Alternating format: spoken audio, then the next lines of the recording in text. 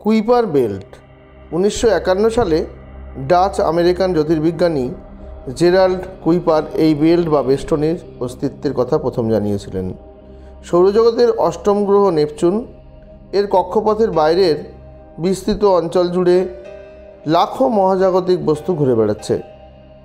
Kuiper বেল্টের অবস্থান সৌরজগতের শেষ প্রান্তে। সৌরজগতের সীমান্ত বলা যায় এই বেল্টকে।